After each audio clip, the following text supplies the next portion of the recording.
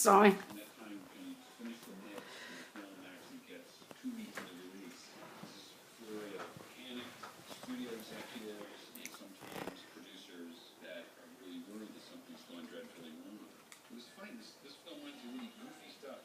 Biggest clamor was something was wrong with the opening title that when it hit, it just wasn't exciting enough.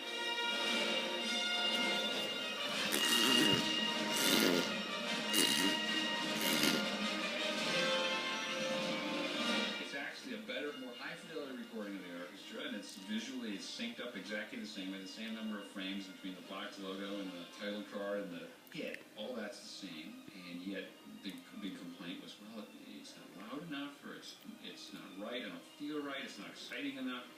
Vague stuff, but coming very strongly read in the first pre-release screens. I think we were dealing with expectations. What was happening was they were showing the film, and they weren't getting that huge audience applause. They weren't getting that Star Wars on the screen, and then the audience goes into a huge cheer in chaos. It wasn't a verbal reaction until it might have been when you first saw R2 or 3PO or something like that. The opening crawl of the movie represented a major event for me personally, in so much as I had worked on the Star Wars Special Edition for about 3 years, and you know, I had waited in line for hours to see the very first film when I was 20 years old. So it was a very, very moving time for me when I actually saw the first crawl, the opening crawl with George Lucas in a theater. It was a major moment for me. Captain? Yes, sir. Tell them we're Mr. Borden once. With all due respect, the ambassadors... All the ships in this scene here, the Neimoidian battleships and the blockade, are still photos mapped onto cards. Thank you, Eagle. I would be happy to receive the ambassadors. One thing I wanted to do with the Neimoidians was to dub them in alien language, to give them a more consistent alien character, but since they carried the political exposition for the film, what they had to say was very important, and we didn't feel we could give them an alien voice and subtitle it at the same time. It would just be too much for people to read and listen to all at once. The thrusters on the Republic cruiser are from a propane torch that I took out onto the stage and shot with a high-8 camera. The art department was set up as a separate unit by George for Phantom Menace because George likes an art department that can work closely with him. We were formed while George was writing, which is a very rare case, so we get to experience the storytelling through the design process. We're involved in conceptualizing everything from the beginning. We pre-plan all the different environments, we design all the characters, all the vehicles, all the costumings, and so forth. And it's all to help George tell his story. Lucy, don't Sir John, your anxiety is overwhelming. It was extraordinary to stand in front of the mirror with all my wardrobe on and stuff.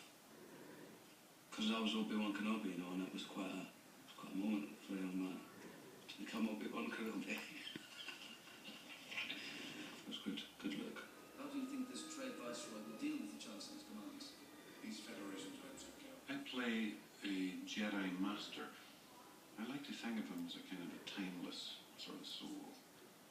He's a wise soul. And in the pecking order, I guess he comes under the character of Yoda, who is like a kind of a supreme Jedi. Very skilled in sort of martial arts and in, I guess, a kind of Eastern philosophy and way of life. Almost kind of like a monk. That's what I like to think of him as. And he propagates good in these various missions that he and his apprentices go on throughout these galaxies.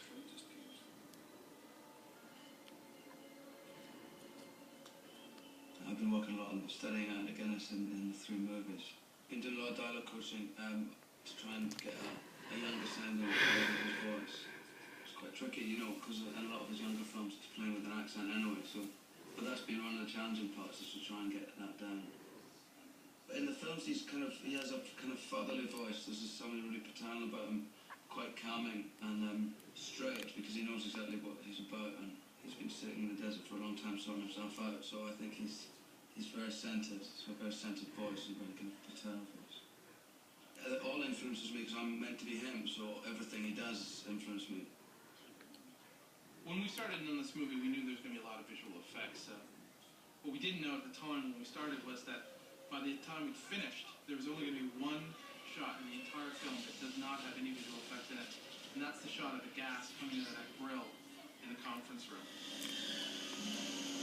One of the backstories on the battle droids we see throughout the film is I wanted to make sure that we had a different kind of motion for them. We knew that we were going to be animating a lot of organic characters like the Gungans and the animals and the birds, and I wanted to make sure that the battle droids looked slightly different. The other interesting thing about the battle droids was that George's notion of that these weren't a very sophisticated technology in terms of this galaxy, that they were the first generation of this kind of attack droid, and that the way that they worked was they had to be in constant communication with the master of the mothership. The mothership would beam down directions, and that there would be a certain amount of delay before the battle droid would react. And we see that when the Jedi meet them. They tell the Jedi to stop, and then there's a little moment for a second that says, well, wait a second, you can't get on the ship, and then they slice them apart. We also created a library of sliced droids, so we knew that they got sliced in the neck and the chest and the leg. And depending on where Obi-Wan and Qui-Gon were slicing them, we would put in the correct droid and then have the pieces rattle on the ground using a simulation effect. This melting door scene is a direct homage to Forbidden Planet. We looked at the melting Krell door in Forbidden Planet as inspiration. I really liked how this lightsaber cutting the door effect turned out. It's computer graphics. It's a blobby system. Creating that molten effect. Yeah. Still coming through. This is impossible! And this is actually a charcoal briquette effect that we did out on the stage. Droid Picard! Masters! Here come the destroyer droids, or they later call them droidicars. There are three-legged droids. I always loved their design. They were a little bit of a challenge to animate because they have 3 legs. They were fine rolling. You can imagine a 3-legged creature walking. You'll see it coming up here in a second. It took us quite a while to figure this out and get this to look like they actually could move down the hallway. As for Droid Picard, Sir, they've got a ventilation. Wheel droids. They are a little bit more powerful and dangerous than the regular battle droids, which means that the Jedi can't automatically just cut through them.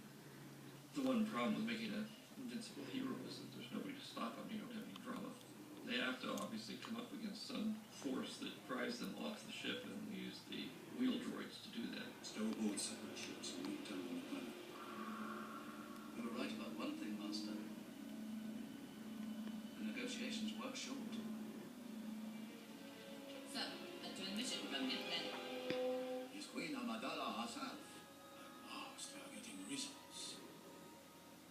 Again, you come for us. You will not be so pleased when you overland today, Viceroy.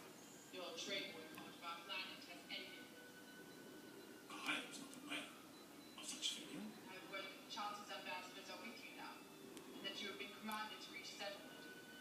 I know nothing of any ambassadors. You must be mistaken. Beware, Viceroy. The Federation has gone too far this time. We would never do anything without the approval of the Senate. You assume too much. We will see. She's right. The Senate It's was too late never. now. Do you think she suspects an attack? I don't know. But we must move quickly to disrupt all communications down there. So this is one of the establishing shots of the waterfalls are actually salt, dropping 12 to 14 feet down. Most of it's a digital matte painting in 3 dimensions. We've done a lot of holograms and hologram transmissions over the years, and the sound of the voices is usually actually broadcast over a shortwave radio and received and then mistuned a bit to give that sidebanding effect of an actual transmission. Federation will not dare. This takes place in an actual palace in Italy. Unfortunately, they had large candelabras on all the walls and columns, so those were removed digitally after the entire movie was shot. This is a dangerous situation, guys. Our security volunteers. She is really ultimately the central character, and the story they're telling is really her story.